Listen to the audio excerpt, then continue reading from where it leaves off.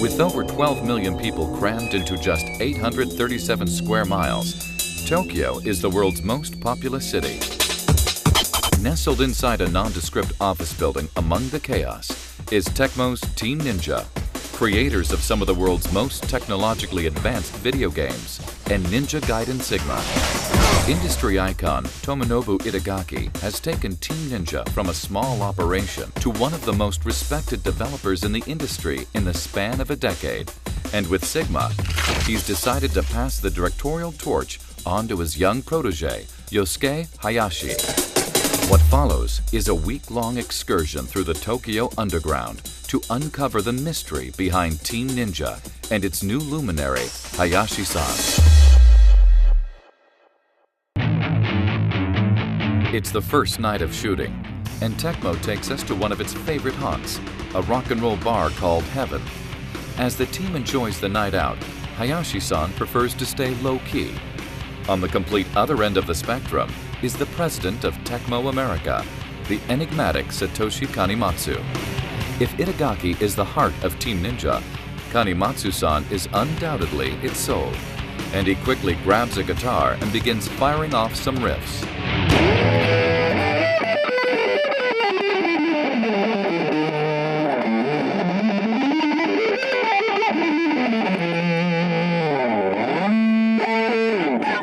Eventually, the rest of the team follows suit for a full-on Tecmo jam session.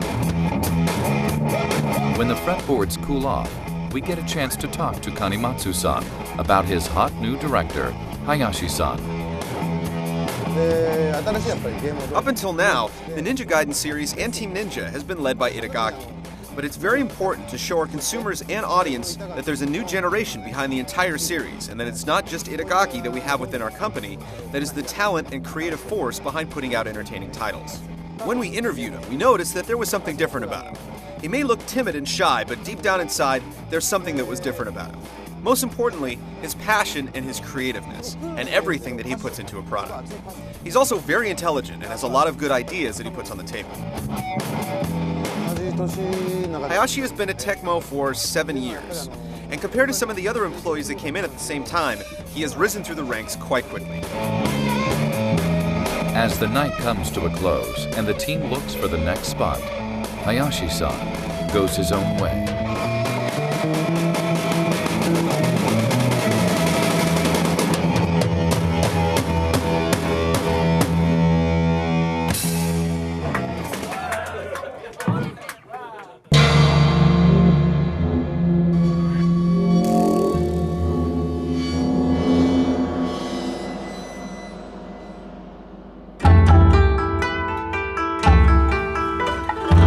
The next day, and Hayashi-san is making his way to work.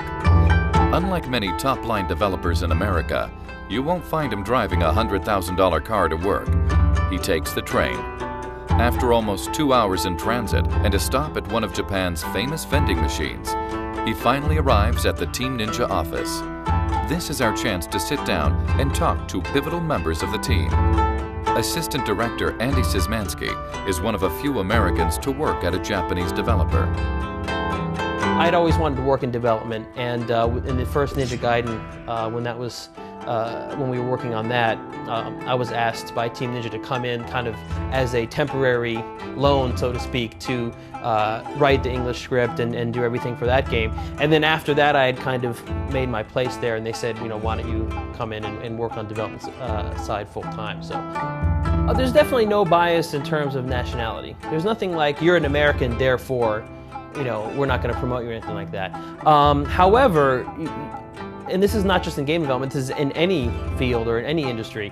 A Japanese company as an organization is very different from an American company or a European company.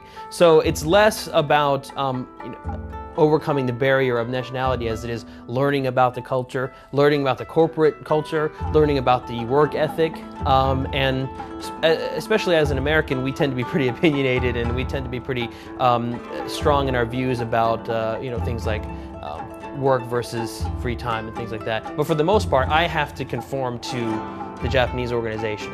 And once I've done that, and once I've earned the trust of all these guys, then they accept me just like they would anybody else. So it's certainly not a ethnicity or a nationality issue. I have to earn my place.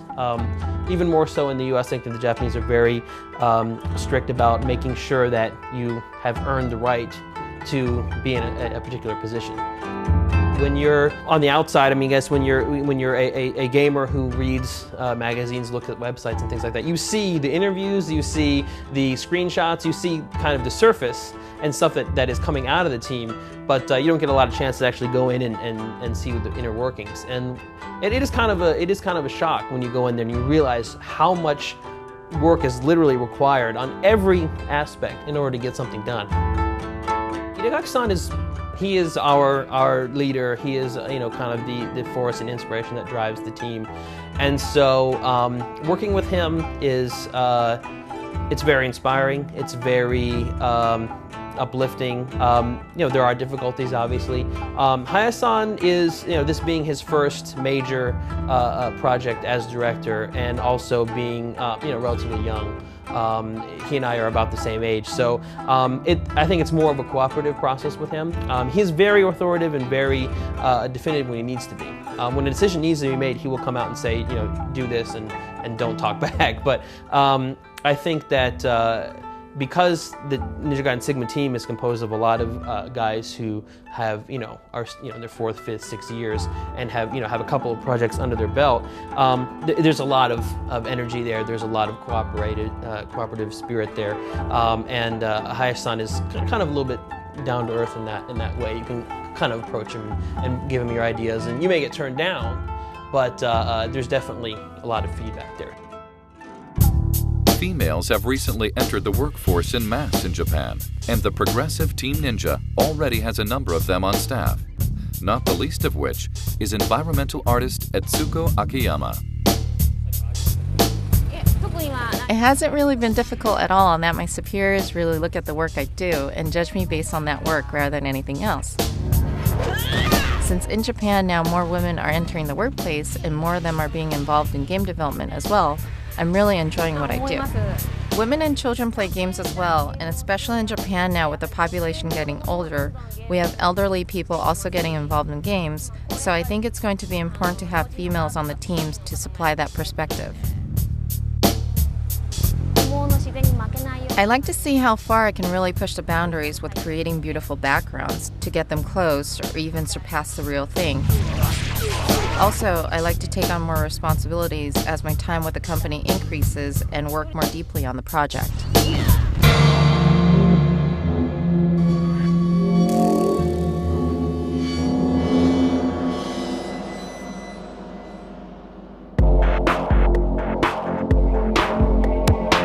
Team Ninja's games are a mix of Japanese tradition and bleeding-edge technology. A trip to Tokyo Dajingu, or the Love Shrine, with lead environmental artist Hideki Nimi, is the embodiment of this ideal. The shrine is intended for the people of Japan to go and pray for a mate, or receive a blessing before asking for their significant other's hand in marriage. Entrants to the shrine must first cleanse their hands at the fountain before moving forward. Since our game features a lot of Japanese elements, it's important to get those themes correct and authentic. Because if what we do doesn't match the real thing, then it's going to bring you out of the experience. So that is important in establishing the overall game world itself, but also to provide a compelling place within the game for the player to interact with. For us, we see Japanese architecture on a daily basis, but a player overseas might not be as familiar with it. So I'd like to think that by incorporating traditional elements and being authentic when creating these environments, that it'll kind of help to bring that culture and architecture to foreign audiences, and maybe give them a better understanding of it. There are instances where we would take, for instance, a picture of this stone here, or of a wood post or something like that at a very high resolution, and then take it back to our office. And then, of course, there are a lot of processes before we can actually use that as a texture. I have to say that I'm most proud of the first stage, because it's a level everyone is familiar with, so it was really important that we show people right away how much the visuals have changed. So we did things like adding color, autumn leaves, and adding a lot more lighting and shadows to make it look more realistic. And also the distance effects, having forests and mountains in the distance. Back at the office, engineering lead Yasunori Sakuda is playing another developer's game to get ideas and find issues to avoid. Every time we play a game, we go in and look at what techniques they're using. In particular, for PlayStation 3, we wanted to go in and look closely at the launch titles and see how they were able to solve the puzzle. And since our game is being released relatively early on in its life cycle, it was a huge help to look at the earlier games on the system. SPU. The SPUs are the key element that allows us to do a lot of things. Also, the fact that every PlayStation 3 comes with a hard disk equipped allows us to take that into account when doing all the programming. Because we've improved the graphics for Ninja Gaiden Sigma so much, the complexity and resolution for every character model and texture has also increased. Sometimes 4 times or more. So as the size of the data increases, so does the amount that has to be loaded off the disk. So being able to cache data off the hard disk and increase our loading speed allows us to pull off next-generation graphics. If I was to choose whether working on the PS3 was difficult or not, I would say it's on the difficult side. However, I think the PlayStation 3 is like a complex puzzle with a lot of different elements, and you have to go in and solve the pieces of the puzzle one at a time. Once you're able to do that and understand how it works, you can get the most out of it. In that sense, it's really not any more difficult than anything else I've done before.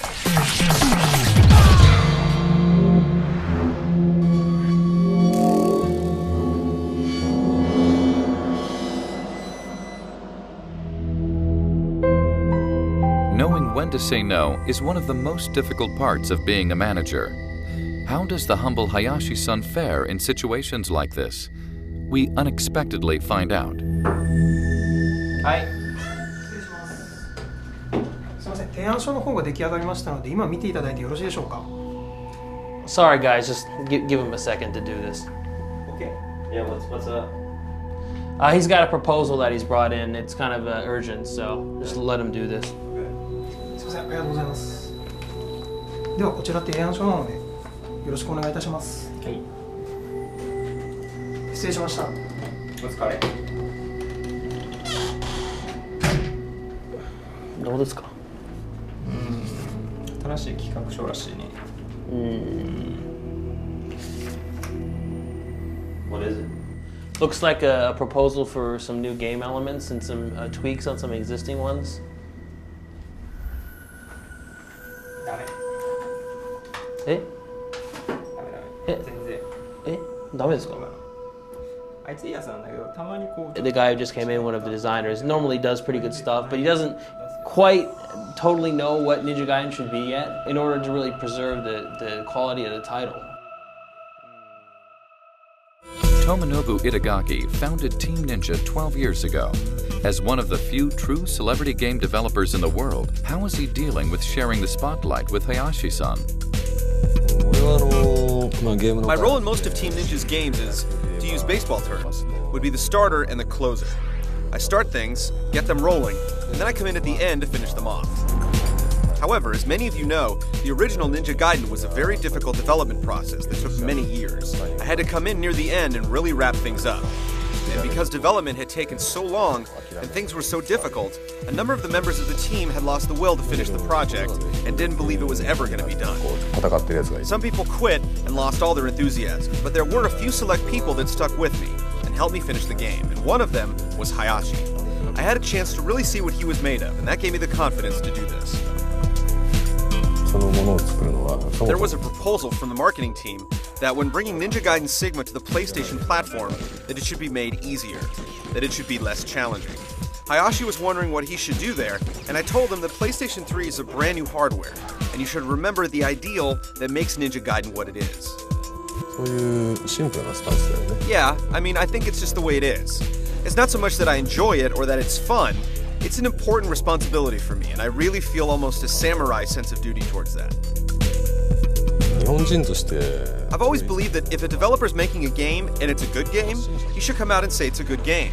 You know, hi everybody, I've got this good game, and there are too few people that do that right now. The best thing about him is that he never gives up or accepts defeat.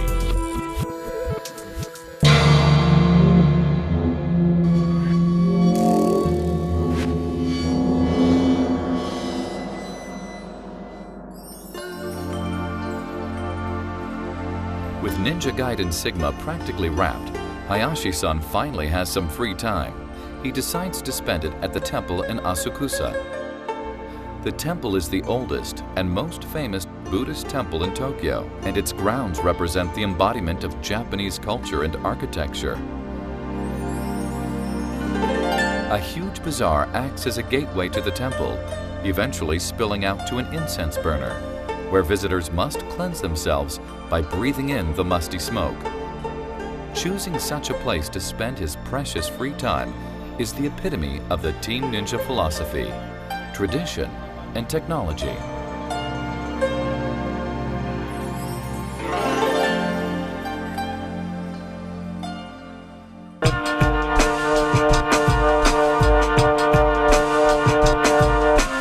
Thursday comes, and with it, excellent news. Ninja Gaiden Sigma has passed certification and is ready for production. It's time to celebrate, and key members of the team head out for a night of food and drink. As they sit and reflect on the development cycle, Hayashi-san sits alone, listening to them crack jokes at his expense. Hearing enough, he bids them farewell and heads out into the night.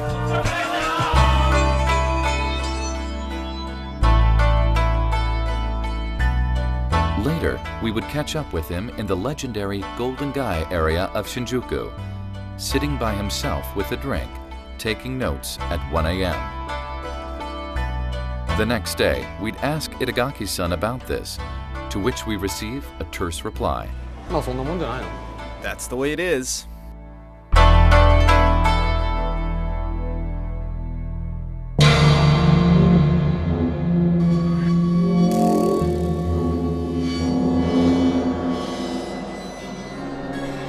It's been several days of tracking the elusive Hayashi-san around Tokyo, but we finally have a chance to corner him for an in-depth interview and find out what makes him tick. I think it's an interesting twist of fate because back when we were in elementary school and the original Ninja Gaiden was out, it was a really big game amongst me and my friends. The one scene at the beginning, you see two ninjas running at each other and they jump and slash at each other in the air. And that was just so impressive and made a huge impact on me when I was a kid. So the fact that I'm now able to work on the extension of that series is something where fate has kind of intervened. For me, at this point in my life, I still want to be involved with playing games as much as possible. So even if it means cutting back on my sleep time, I still want to be playing. Every human being is comprised of all their experiences, and it's the same thing with a game. You may have been inspired by other games, movies, or things in your everyday life. So just as no human being's life experiences consist of 100% of watching movies, neither does your typical game. Because for us, that's an extension of our lives, so everything that we experience throughout our life may have some bearing when it comes time to design a game. What we see shapes us, and what we are shapes how the game is made. My personal opinion about that is that we want the game to stand on its own, and we want people to judge us based upon the products we make. What we don't want to do is show the development process and say, well, this is the kind of team we had and this is why the game is the way it is. And use that as an excuse maybe for why something isn't the way it should be. It's a whole lot of fun. That's it. The most important thing he taught me is to always be serious with my work. And that's easy to say, but it's much more difficult in practice. Over the years that I've worked with him, he's on so many occasions told me to always remain grounded in that way, and I think that's important to do. Even though we are ninjas, we're still people. So we have to get up in the morning, eat, go to work, and then go to sleep just like anyone else. There are some times, however, when we're so busy that we forget to eat, and before we know it, we've gone on a fast. But in the long run, ninjas are people too.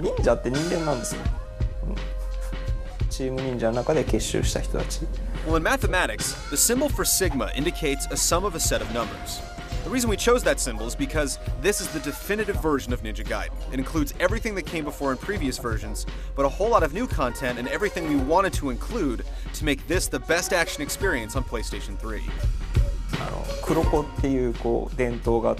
I think it's a difference in culture of how people treat creative types. In Japan, we have a culture of kind of not looking too far behind the scenes. I think the Japanese are likely to look at a finished product and really evaluate that and say, this is really great, but not focus so much on the people that actually made it. Where in the West, it's a little bit easier to personify the product. If someone came to me and asked for an autograph, I would give it to them gladly, but I don't want anyone to think that is a doctor's note for me to get out of class for not doing my job. I think my own personality has been shaped by working at Team Ninja and working with Itagaki. Before I joined the company, I saw him speak and thought, who is this guy in the sunglasses? What's his deal? But ever since then, I've been affected a lot by his teachings and working here. But I'd have to say that if I were going to give a short answer, it would be that I'm a ninja. Ninja.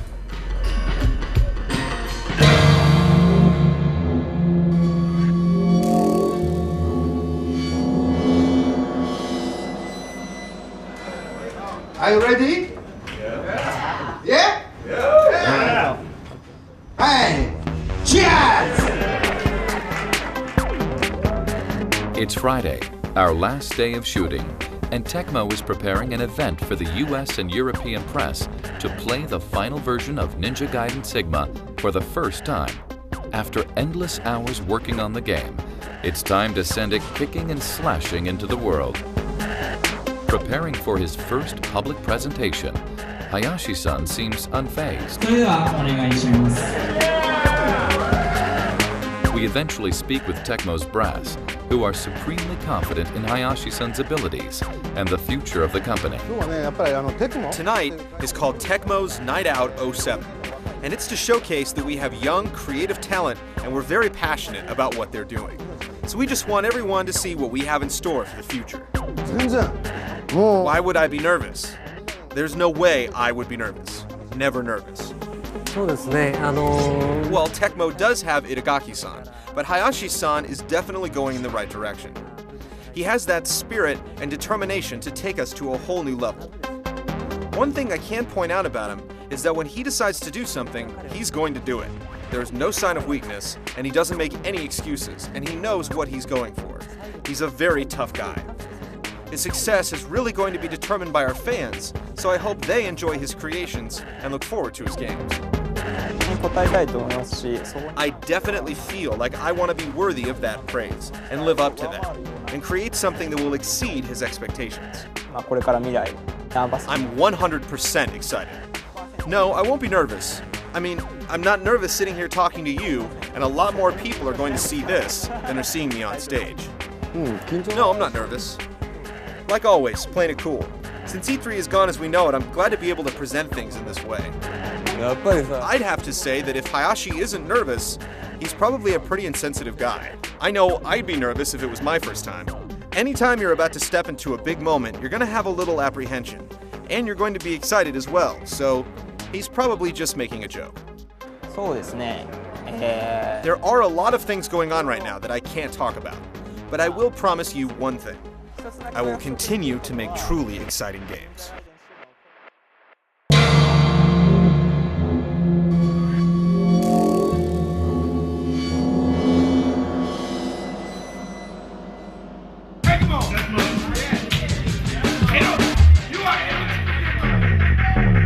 The event goes off without a hitch, and to celebrate, Tecmo takes some journalists to a karaoke bar.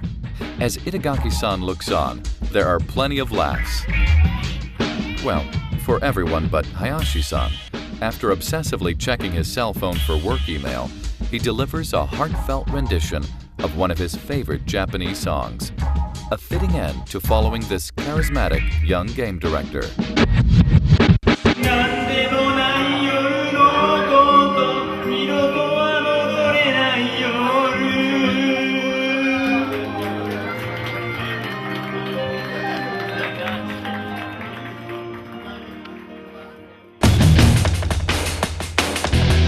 After a week of following Team Ninja around Tokyo, we're left with just as many questions as answers. With no access to the actual development process, how Team Ninja creates its games shall remain a mystery. What we have learned is that it takes a lot of dedication, talent, creativity, technical know-how, and leadership to create some of the world's greatest video games.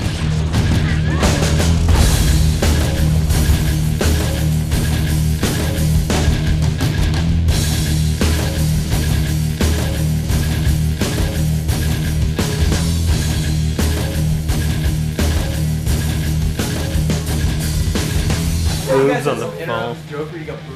Boobs on the phone. We gotta get these boobs on the motherfucking phone. Hope you enjoy the game, boob. You know? All right, we're ready whenever you are. Andy. Okay. I got all the, gas buildup. I can't help it, it's just like, must have been that burrito I had for lunch. They sell burritos in Japan? All right, thank you very much. Yeah, I'm gonna rock. Remain grounded in that way, and I think that's important to do. Speak of the devil.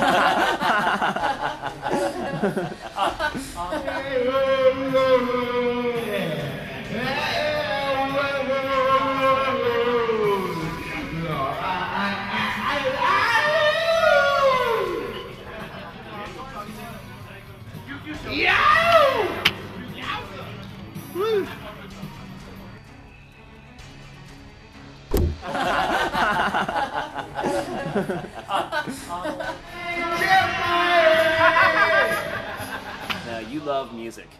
Yes, rock and roll.